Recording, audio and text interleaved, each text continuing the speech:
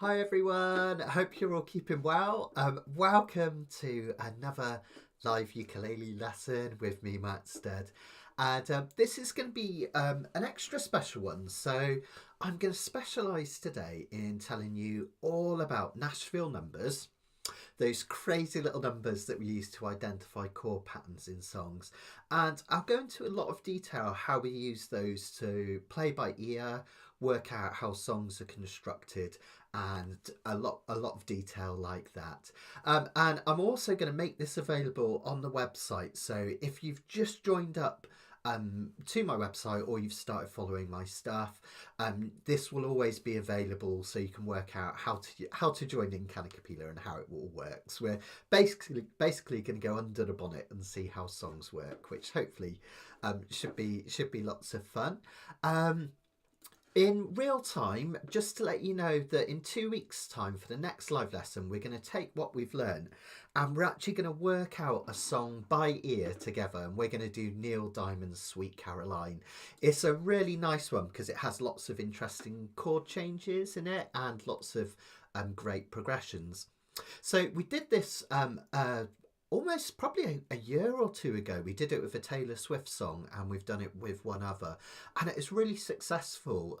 Everyone joined in and we basically worked out a song by ear ourselves, which is a really powerful thing to do. So that's what we'll be doing in a couple of weeks. Hi everyone, if you are following live, make sure you've got your live chat enabled like these lovely guys, and come and say hello.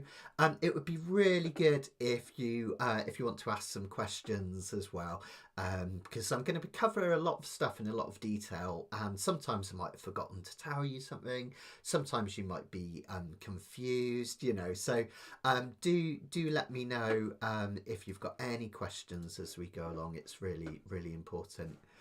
Karen in the live chat was just asking, hi Karen, if anyone's sound is cutting in and out. It should be working okay as far as I can see, but let me know if there's any problems, and I'll see what I can do to sort that for you guys. So you might have already seen. Oh, Karen, if it is still playing up, sometimes if you refresh your browser, I know you might miss a couple of minutes, but sometimes that really helps. So any problems, just try that. That should help. So what I'm going to do is I'm going to bring my sheets into view. And these are epic. There are 23 pages with this. There are a few spelling errors even after I went through it with Karen. Apologies for that. But the information I think contained within is going to be really useful. So if you haven't already downloaded these, you can get them for £5 off my pay hip. Or if you're one of my members to my website, you get it at no extra cost with your subscription, which is great. Hi Laura, hi Victoria. Cool. So let's start digging into it. So we are going to play some ukulele later on, so don't panic. There will be some ukulele music coming in a little while where we're going to apply what we've learned. But first of all, let's just kind of dig into what these Nashville numbers are and how they work. But before we even do that, what I want to do, I'm going to go towards the back of your sheets. If you have got your worksheets, I'll give you a page number when I get there in a second. We're going to have a look at page 14 onwards. I'll have it on screen anyway. And I thought it'd be useful before we do anything else, just to talk about what is a chord. And I know that sounds crazy, but it's really key to understanding this. So what I'm going to do, I'll show you how chords are formed. Basically, we take a key in music, such as the key of C major. I'm going to see if I can bring my iPad on. Hopefully this works, guys. Let's see. Ta-da! Now I haven't got my stylus today, so I'm going to be scribbling kind of a little bit roughly, but hopefully that should work. So we take a key, let's say C major, and we write out the key. I'm just literally writing out the notes as we go. E, F, G, A, B. And then chords are formed in a key by taking a note, skipping one and playing the next one. So in the key of C, the first chord that we get is a C major, which is made up of C, E and G. And can you literally see how I've just skipped one note and played the next? So that's how we get chords in any particular key. So the first one is a C major. Let's have a look at the next one. Hi Sherry, hi Sarah Jane. So if I start from a D and I skip notes, so let's say they're D and an F and an A, that gives me my next chord. And that is a D minor. It's not very neat, my handwriting here, but hopefully you can kind of roughly see what's going on. Now, some people then get confused and ask, and this is quite a really important point, why is a chord a major or a minor? Why is that second one a D minor, but the first chord is a C major? And it's all to do with something called intervals. If you have a look at the top of my iPad here, I'll make this available afterwards. I'll make a PDF so you don't have to scribble this all down if you don't want to. If we have a look at the top there, I've written out the chromatic scale. That's every single note we can play in the Western world, and there's 12 of those, 12 notes. A sharp, which can also be called B flat, C, C sharp, D, D sharp, E, F sharp, and so on and so forth. And at its most simplest, basically, when we move two whole steps, that means two of those notes. Let me show you. For instance, from C to D, we call that a whole step, and D to E, that would be another whole step. We call that a whole step, and if we put them both together, we get a major third. We call that a major third. It's a major third because we've got three notes, C, D and E. We've got C, D and E, sorry, my iPad's doing something funny. And the distance between the first two notes, C and E, is a major third. Now, when we look back at that chromatic scale, if I was to do D to F, which was in our second chord, we've got a whole step here. Let me just use a different colour, where we go from D to E. That's a whole step, isn't it? But if you have a look at F to A, where are we? D to F. What have I done there? I'm being daft. Oh, sorry. I'm being really silly, so I'm gonna rewind. Pretend I didn't do that. sometimes I have a brain freeze. I could do that again. So if I go D to E, sorry, that's a whole step. Okay. But then when I go from E to F, when I go from D to, oh my gosh, I'm having a crazy one. Here we go. So D to F is a whole and a half step. It's all right, it's just because my writing was so bad I couldn't see what was going on. So the first two notes in C are a major third, but the first two notes in D minor are a minor third. And that's literally it. That's why some chords are minor and some chords are major. Sorry I made a hash of that D minor. I couldn't read my own writing. It was so bad. I'll try and neaten this up later. So some chords end up coming out minor, some chords end up coming up major. And if you do that, I'll do one more, just an example. Let's do E. We would hit an E, we skip one, we hit a G, and then we skip one again and we hit a B. So that's E, G, and B. Okay, that's the third chord in the key of C because we've started from E. Now again, if we look at E to G, we've got a whole step and a half step. So that's a minor third. So that means this chord's a minor. And that's basically it. That's how all of our chords are formed. We call them diatonic chords. You take a key and you keep skipping up and you get all your different chords, which is really neat. Now, to save a bit of time rather than working out all of those, if I go back to my sheets and let's see, actually I'll go back to the start, I think. And if we have a look, we end up with a whole key of chords. If we have a look at the top here, so notice, just as we worked out there, the first chord in C is C, the second chord is D minor, the third chord is E minor, fourth is F, fifth is G, sixth chord is A minor, and the seventh chord you end up with something called a diminished, or often a half diminished or diminished seventh. That just means it's a minor third from the first to the third, and a minor third from the third to the fifth. And basically we end up with these chords: major, minor, minor, major, major, minor, and then a diminished.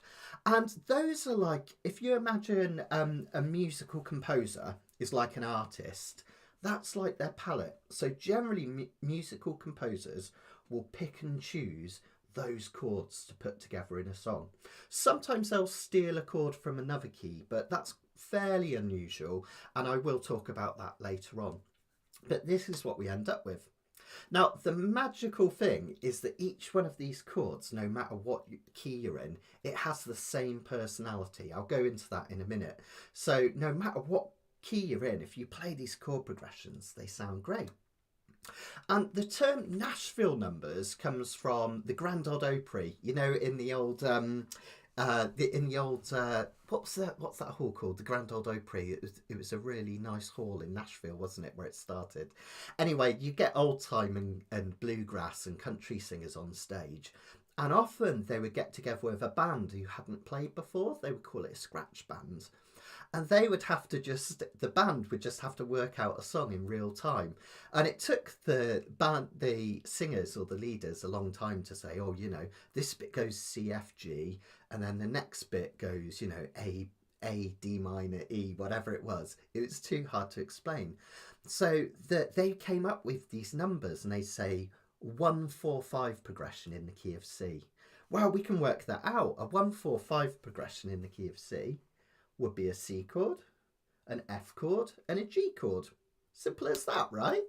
And a lot of these patterns become really familiar to people. A 1, 4, 5 in the key of F would be F, B flat, and C.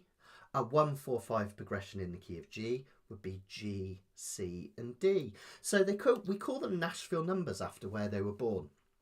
And the only real difference between Nashville numbers and Roman numerals, the two get mixed up all the time, and a lot of people, even like myself, use them interchangeably, is that Roman numerals, rather than using what we call them Arabic numbers, you know, our 1, 2, 3, 4, 5, 6, 7, we use Roman numerals to describe the numbers. The reason we often use these is, if you look at the Roman numerals, we can do a clever little trick. And all the major chords are in uppercase, and all the minor chords are in lowercase, aren't they? I think I called them undercase, but lowercase, you know what I mean, right? So that kind of helps distinguish the chords. And if, as a songwriter, we want to change one of those minors to a major, we just make it uppercase. So that's the difference between Roman numerals, if you're ever wondering, because some people call them Roman numerals, some people call them Nashville numbers. For all intents and purposes, they're basically the same thing. Now, every one of these chords has a personality. This is the really important thing. So in any key, the one chord has a feeling of home. Everything feels really resolved. And if you've got your ukuleles, let's grab them a second. And let's try playing a C major chord. Just bog standard C major. Just your fingers here. And if we think back to what I was saying when we were working out the chords and what a chord is made of, remember how I said a C major was made of a C, an E and a G note? Well, if we have a look at this, we have a C here, we have an E here, we have a G here, and then we have another C here, high C. And that's how we end up with a C chord. If we have, I'll see if I can go back to here just briefly, bring this out of the way. If we have a look at a D minor chord, which is the next one, you guys probably all know how to play D minor, right? Looks like this. Well, let's look at the notes, D, F and A. Let's have a look at our chord. Here's a D note. Here's an F note. Here's an A note. And here's another A note.